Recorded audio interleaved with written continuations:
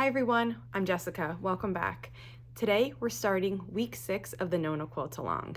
And last week we worked together and we made 15 block A's.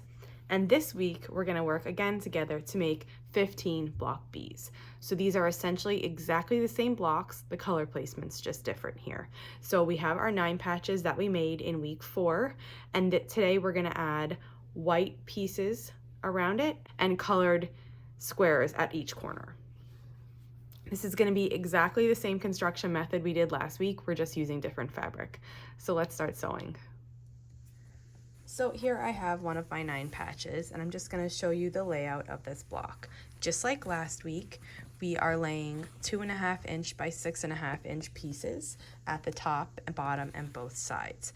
The only difference is these are going to be white, not colored. And then we have our colored squares. Here I'm using solid pink, and we're adding them at each of the corners. Now we're going to sew just like we did last week. The only difference between this block and last week's blocks, besides the colors, are the way we're going to press our seams. So let's sew this together, and then when we assemble the block, I'll show you how you push the seams.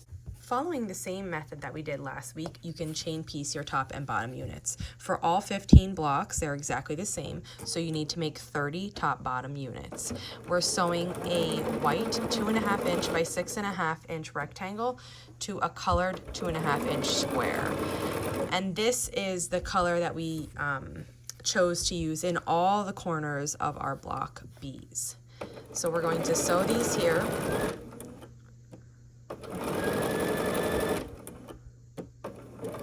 After you have sewn all 30, you can cut your threads, and then we're going to bring the whole lot of them back, and we're going to add the right colored square onto this piece.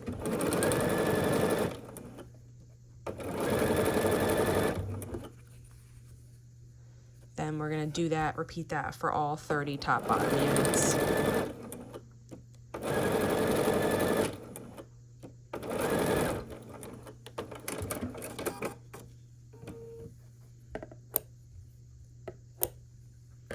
And then you sit them apart, and here is what you're left with. So you're going to have 30 units that look like this. Then I'm going to put all them aside, and we're going to work on sewing the 9 patches to the 2.5 by 6.5 inch white.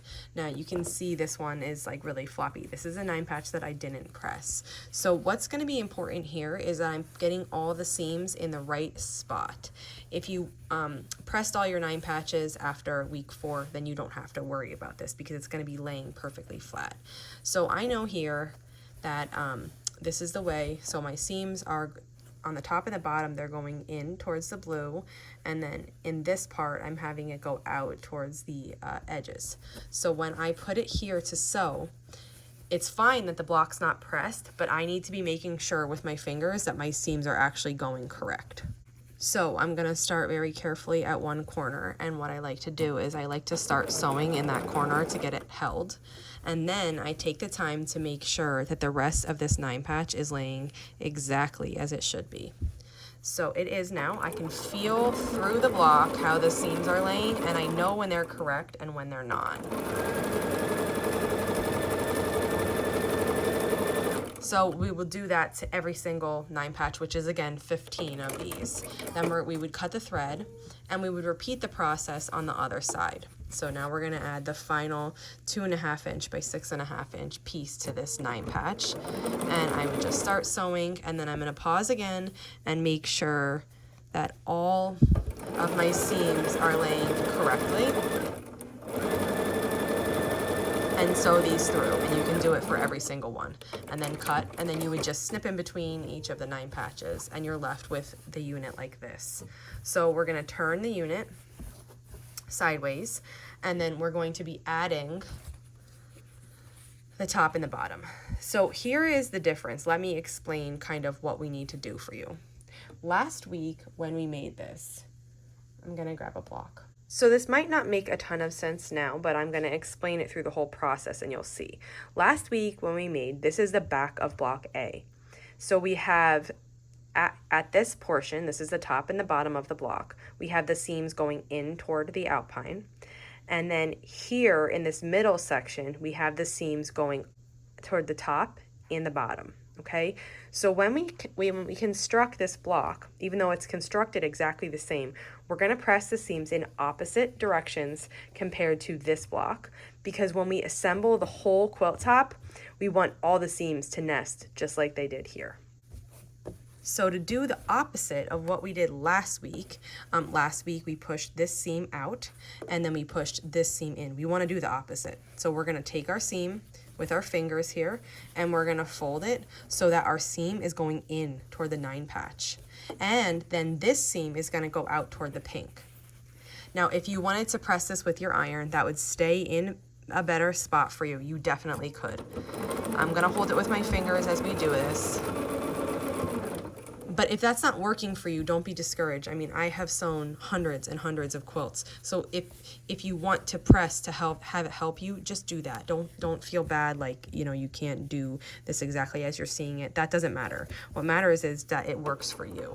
So now we're gonna sew all the way down this here. And when we come to this side, you'll see that I have my seam allowance towards the pink, and then this bottom one is in toward the 9 patch, which is opposite of what we did last week.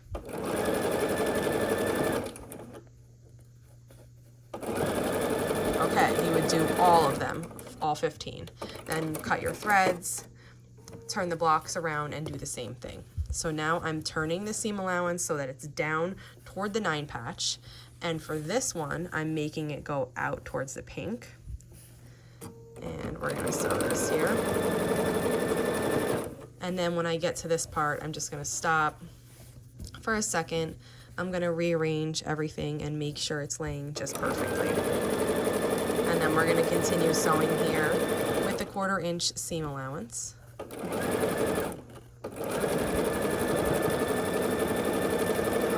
Okay. And that is our block B. So it's exactly the same process. We're just changing the direction of our seams. Now let's press this one together. So today I used a 9 patch that wasn't pressed at all. So this is gonna kind of help you see what you need to do if you didn't press your 9 patches.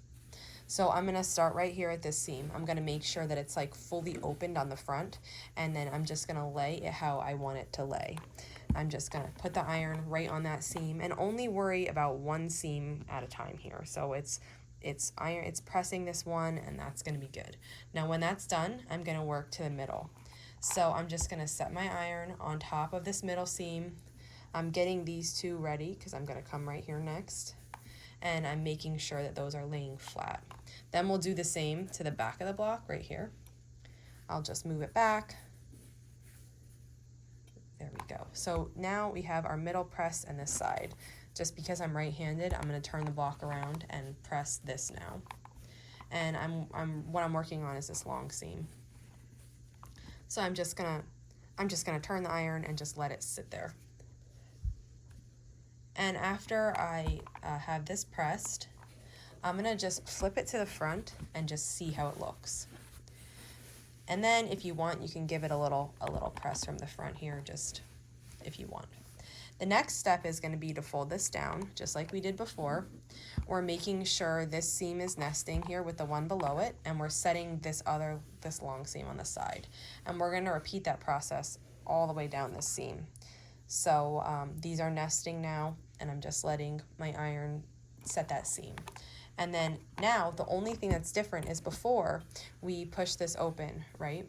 But we don't want this to go in the same direction as the other block. We want it to be able to nest. So our seam needs to go like this. Sometimes it's easiest to do that. Like, I like the method of opening it up, right? But if we open it up this way, it would be wrong. So what I do is I flip it over. I'm making sure, I like when this seam is like warm when I'm doing it, so I'm just gonna press that again. And then we're gonna open the block up this way. And by opening it up this way, our seam is going the direction we need. It's going in toward the 9 patch. And then we're just gonna set this seam here from the front. And now you can see our seam allowance is going toward the center. If you wanted, you can press this from the back too. As long as I have it, it's like a nice, it doesn't have to be 100% flat for me at this step, because naturally this is going to want to bump up because of this 9 patch right here. But as long as it's pressed nicely, you'll be able to sew it in. Once you sew the blocks together, you won't even be able to tell. So now we're going to do the same thing on the other side. We're going to work from the front first to just set this long seam. And I'm just letting the heat of the iron set the thread. Then what I'm going to do is I'm going to flip it over. You can do it from the back too if you want then. And then I'm going to gently open it up this way so that our seam is going in the correct direction. And I'm using my fingers here to push this correctly before my iron comes on top and sets it.